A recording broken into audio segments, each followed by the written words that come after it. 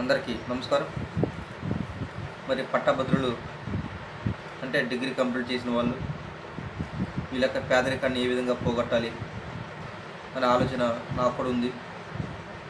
కానీ ఏదో రకంగా పేదరికం నుండి బయటపడాలంటే ప్రభుత్వాలు అంటే రాష్ట్ర ప్రభుత్వాలు కానివ్వండి, అదేవిధంగా కేంద్ర ప్రభుత్వాలు కానివ్వండి, మంచి మంచి స్కీమ్స్ అనేవి అందుబాటులో తీసుకొస్తున్నారు. మరి ముఖ్యంగా స్టార్టప్ కంపెనీలని, అదేవిధంగా ఇండస్ట్రీలని సపోర్ట్ చేయడం పర్పస్ మీద లోన్స్ కానివ్వండి, ముద్రా లోన్స్ కానివ్వండి, ఈ విధంగా కేంద్ర ప్రభుత్వం కొన్ని స్కీమ్స్ని ప్రవేశపెట్టింది.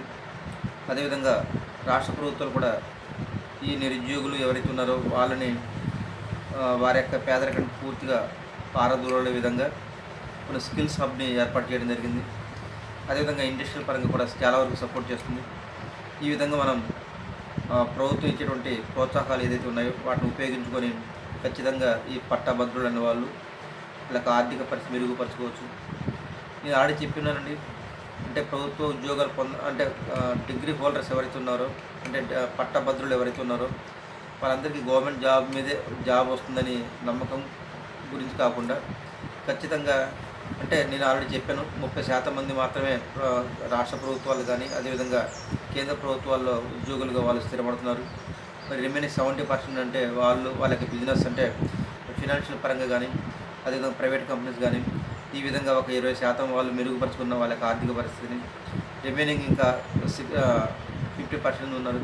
ఈ 50% డిగ్రీ హోల్డర్స్ ఎవరైతే ఉన్నారో వాళ్ళు చాలా వరకు ప్రభుత్వ ప్రోత్సాహాలు కూడా ఉపయోగించుకోలేకపోతున్నారంటే దానికి వెనకాల కారణం చాలా వరకు ఉన్నాయి. అంటే రాజకీయ కారణాలు కావచ్చు, అయితే వీళ్ళు డైరెక్ట్గా వెళ్ళి మాట్లాడలేకపోవచ్చు, ఏదైనా కారణం కావచ్చు.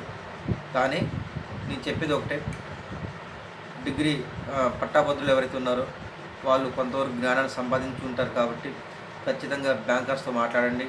అదేవిధంగా మీకు సపోర్ట్గా ఏదో ఒక రాజకీయ నాయకులతో మాట్లాడి ఈ స్టార్టప్ కంపెనీల గురించి కానివ్వండి, అదేవిధంగా ఇండస్ట్రీల గురించి కానివ్వండి, ముద్రా లోన్స్ గురించి కానివ్వండి, ఏ స్కీమ్స్ అని మనం ఉపయోగించుకున్నా సరే వాళ్ళ యొక్క ఆర్థిక పరిస్థితి వాళ్ళు మెరుగుపరచుకోవడానికి అవకాశం ఎంతగానే ఉంది అని చెప్పే విషయం ఎటువంటి సందేశం లేదు. దయచేసి ఆలోచించండి. సో వాళ్ళ యొక్క ఆర్థిక పరిస్థితి వాళ్ళు మెరుగుపరచుకోవడానికి మంచి అవకాశాలు చాలా వరకు ఉన్నాయి.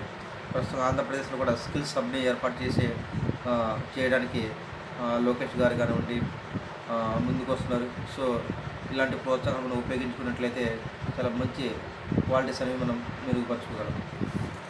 Thank you.